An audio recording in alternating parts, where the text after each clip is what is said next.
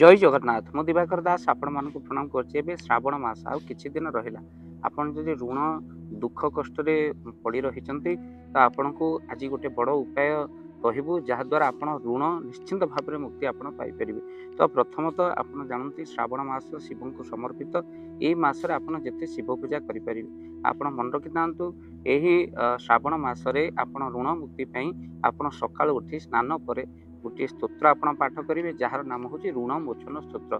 YouTube रे मिल जाऊँगी search करूँ ऋण मोचन स्तोत्र प्रत्येक दिन आप पढ़ु। ये श्रावण मास आरंभ कले बहुत शुभ फल मिलता है। ता सहित आपण किसी क्षीर नियंतु आ मिश्री नियंतु आ जो क्षीर मिश्री की आपण प्रत्येक ए जो श्रावण मास शुक्ल पक्ष चलो से शुक्ल पक्ष आरंभ आप कौन करेंगे ना शिवं ऊपर अभिषेक करेंगे क्षीर मिश्री आ सहित आपण मन रखि था यही शुक्ल पक्ष आपड़ जेको सोमवार आ दुईटी सोमवार शुक्ल पक्ष रहा आप शिवंकर दर्शन सहित क्षीर मिश्री ऋण मोचन ऋण को लाघव शिवं पाखे प्रार्थना करेंगे। सहित दाम्पत्य जीवन सुखपाई बेलपत्र आप महू लगे शिवं निहाती श्रावण मसरे चढ़ा केवल सोमवार न श्रावण मसर जेकोसी बार आप शिवं मस्तक महू सहित बेलपत्र लगे चढ़ेले दाम्पत्य जीवन सुखमय हुए।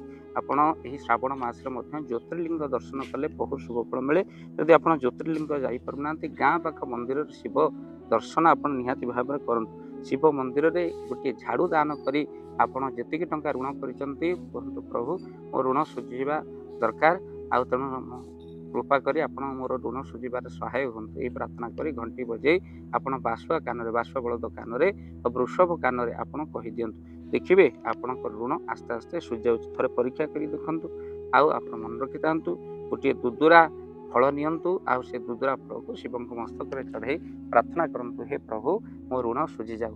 देखिए आस्ते आस्ते आप ऋण सुझा आरंभ हो कि बाट आपको निहाती भाव मिल जाए। जेकोसी राशि व्यक्ति विशेष माने ऋण सुझापी भली भाव कार्य कर निश्चिंत वीडियो को शेयर करेंगे कहीं अनेक लोक जानते नहीं श्रावण मास विशेष महिमा आ निश्चिंत शिव कृपा है असंभव संभव आशुतोष आपको निश्चिंत फल प्रदान करूँ। जय जगन्नाथ जय पंचश जय जगन्नाथ। धन अर्जन धर्म करी धर्मे प्राप्त नरहरि आपण उपार्जित धन को जदि धर्म कार्य लगेवाई चाहूँगी किसी असहाय असुस्थ व्यक्ति पाखे आम प्रतिदिन पहुँचू आउ किसी सहयोग करूँ। जदि आपणकर से गुंडुची मूषा भली दान से कार्य लगे चाहूँगी स्क्रीन रे चली ए नंबर रे एबे कॉल करंतु आमे दबु आपन को फोन पे नंबर आपनकर जेतिकी समर्थ रही सामर्थ्य अनुसार आपन प्रदान करिवे आपनकर अर्थ राशि एबे आपन जानि के आनंदित हेबे। गोटी एम्बुलेंस किना जाइछि केवल रोगी सेवा पई जदि आपनकर किछि अर्थ से एम्बुलेंस पई आपन सहयोग करिबा पई चाहंती तो एबे कॉल करंतु एही नंबर रे। आपन को अशेष धन्यवाद। जय जगन्नाथ।